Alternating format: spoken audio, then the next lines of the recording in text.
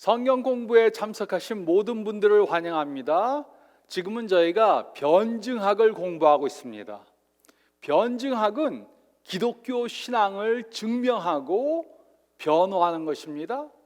오늘은 첫째 시간으로 하나님의 존재에 대해 생각해 보겠습니다. 하나님이 존재하시는가 하는 이 문제는 인간의 존재에 심각한 영향을 줍니다.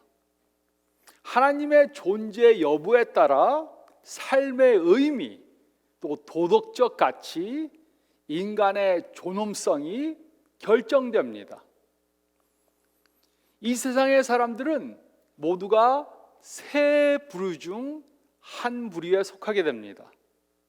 첫째는 유실론자들입니다. 유실론자들은 하나님의 존재를 믿습니다. 하나님이 존재하신다 이렇게 믿습니다. 둘째는 회의론자입니다. 회의론자들은 하나님의 존재를 알 수 없다 이렇게 믿습니다. 그리고 셋째는 무신론자들입니다. 무신론자들은 하나님의 존재는 없다, 하나님이 존재하시지 않는다 이렇게 믿습니다. 그런데 무신론은 보편적인 부정적 진술을 믿습니다. 보편적인 부정적 진술, 이것이 무엇입니까? 이것은 온 우주에 하나님이란 없다 이렇게 믿는 것입니다. 하지만 보편적인 부정적 진술은 증명할 수 없습니다. 보편적인 부정적 진술을 증명하기 위해서는 온 우주의 모든 것들을 다 알아야 합니다. 그리고 온 우주의 모든 것을 다 아는 사람은 하나님밖에 없습니다.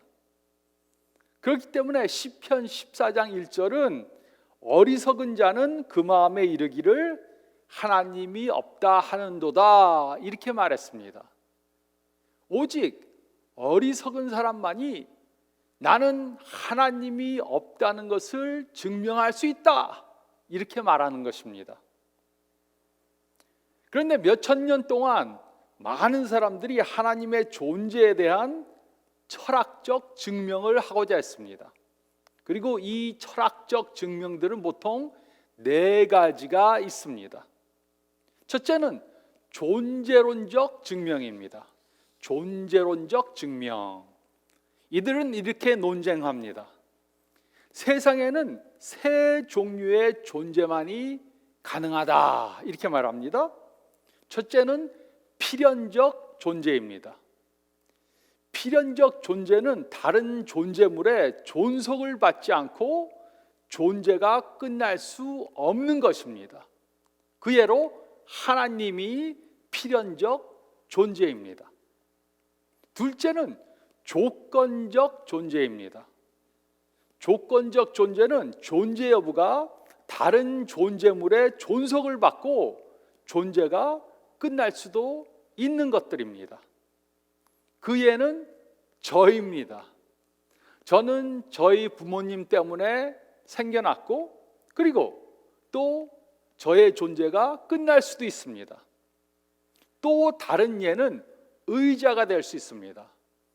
의자는 누가 만들었기 때문에 있는 것입니다. 그리고 세 번째는 불가능적 존재입니다. 불가능적 존재. 이것은 존재가 불가능한 것들입니다. 존재가 불가능한 것들. 그 예로 동그란 네모가 있을 수 있습니다. 동그라면 네모가 아니고 네모면 동그란 것이 아닙니다. 그래서 동그란 네모는 불가능적 존재입니다.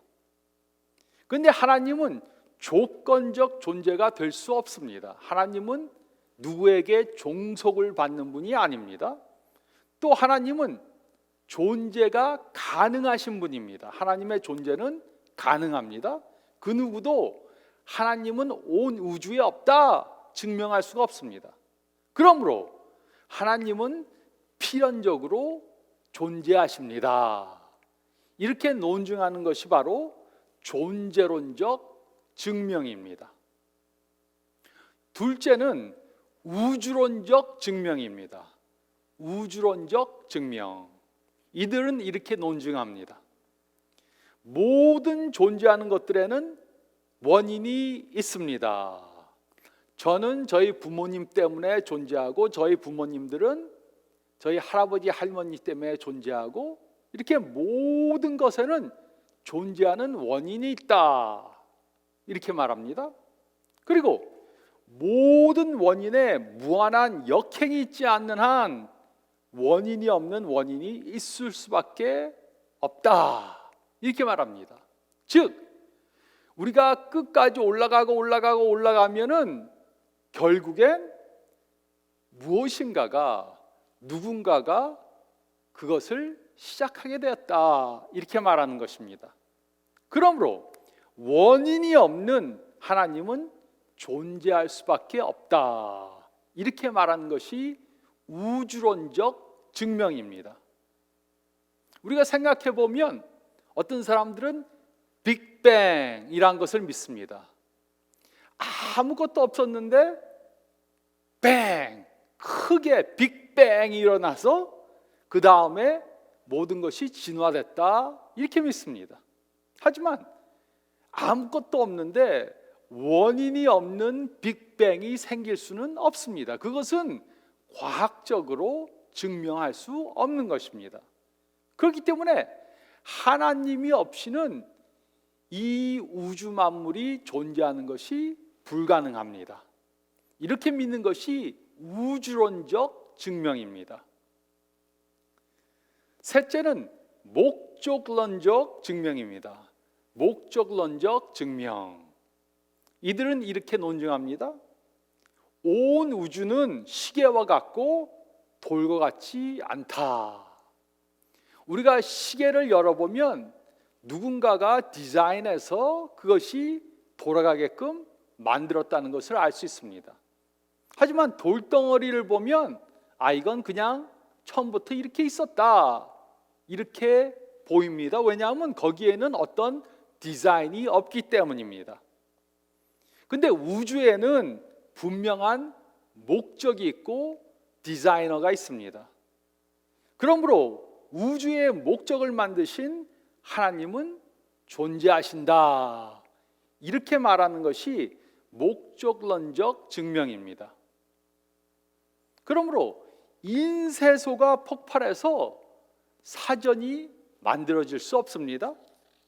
또 고물상에 태풍이 지나간 후에 그 고물들이 묶여져서 비행기가 만들어질 수 없습니다.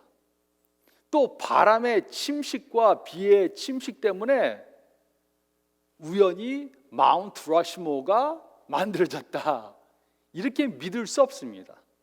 이처럼 온 우주에는 목적이 있고 그렇기 때문에 온 우주를 만드신 디자이너가 분명히 있다. 이렇게 믿는 것이 목적론적 증명입니다. 그리고 마지막으로 네 번째는 윤리적 증명입니다. 윤리적 증명. 이들은 이렇게 논증합니다. 세상에는 자연의 법과 양심의 법이 있습니다. 자연의 법에는 중력이 포함됩니다. 그리고 양심의 법에는 살인하면 안 된다 하는 것이 포함됩니다. 자연의 법은 우주 만물을 주장하고 양심의 법은 인간을 주장합니다. 근데 이 두 개의 다른 점은 우주 만물은 자연법을 지킬 수밖에 없지만 인간은 양심의 법을 거역할 수 있습니다. 그런데 인간이 양심의 법을 거역하면 양심의 가책을 받게 됩니다. 이것은 우리에게 양심의 법을 준 분이 계시다는 것입니다. 진화론은 양심의 법을 어떻게 설명할 수가 없습니다. 우리가 죄를 범하면 우리가 양심의 법을 어기면 죄책감을 갖습니다. 이것은 우리에게 양심의 법을 주신 분이 있다는 것을 보여주는 것입니다. 그러므로 우리에게 양심의 법을 주신 하나님은 존재하신다. 이렇게 믿는 것이 윤리적 증명입니다. 근데 성경에는 매우 중요하고 재미있는 것이 있습니다. 그것은 성경에는 철학적으로 하나님의 존재하심을 증명해 놓지 않았다는 것입니다. 성경이 두꺼운데 그 성경 어디에도 철학적으로 첫째, 둘째, 셋째, 그러므로 하나님은 존재하신다 이렇게 써놓은 부분이 없습니다. 왜 그렇습니까?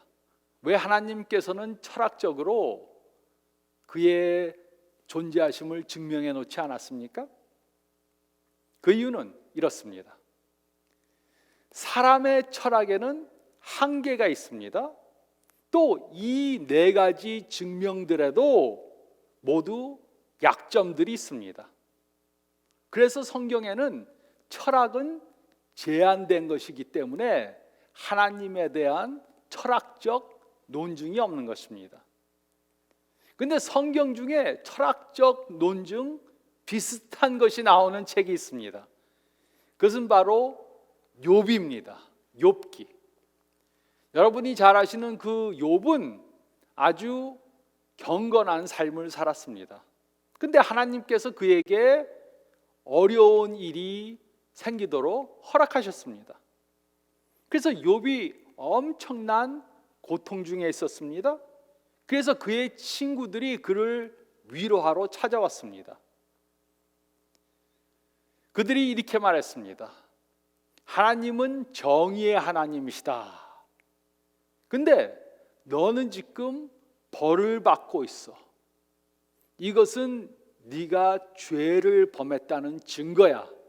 그러니까 빨리 회개해라. 그의 친구들이 이렇게 말합니다. 그러니까 욥이 무엇이라고 말합니까?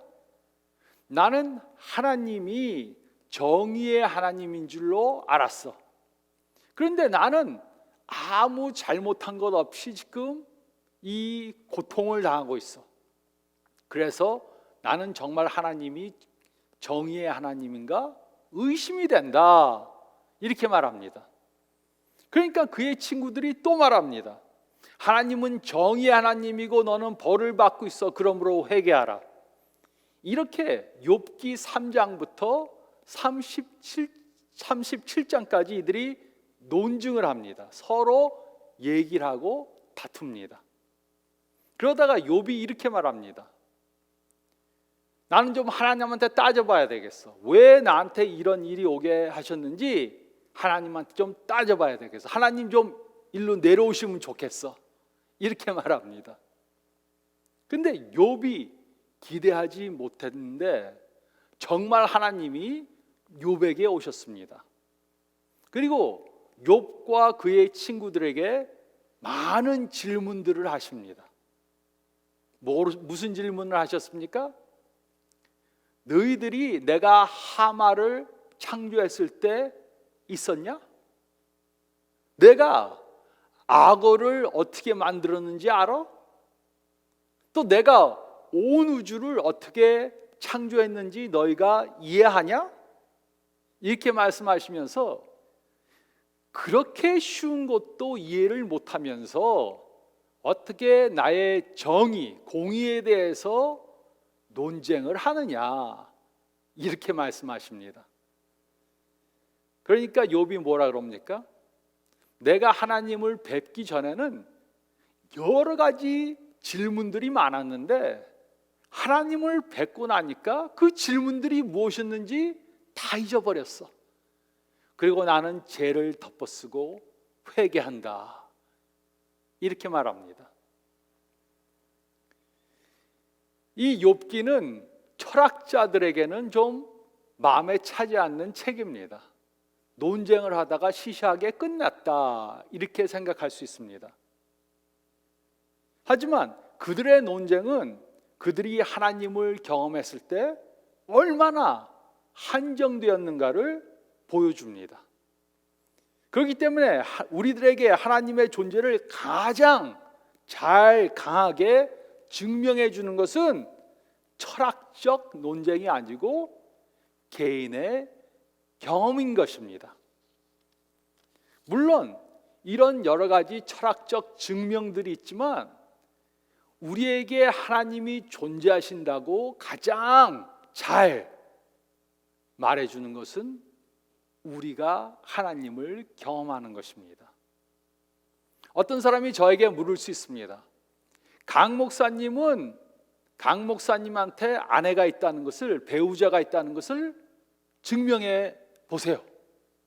그럼 제가 뭐라 그랬습니까? 저희 집에 와 보세요. 그럼 여자 옷이 있습니다. 여자 신발이 있습니다. 젓가락, 숟가락도 2개씩 있습니다. 또 여자의 화장품이 있습니다. 저는 화장품을 안 바릅니다. 이것이 바로 제 아내가 존재한다는 증명입니다. 이렇게 말할 수 있습니다. 하지만 저는 그렇게 말하지 않겠습니다. 그렇게 말하지 않고 저는 이렇게 말하겠습니다. 그걸 뭐 증명해 보라 그럽니까? 제가 매일 제 아내를 보고 아내와 대화하고 아내와 함께 삽니다. 그러니까 제 아내가 존재한다는 것을 저는 확실히 믿습니다.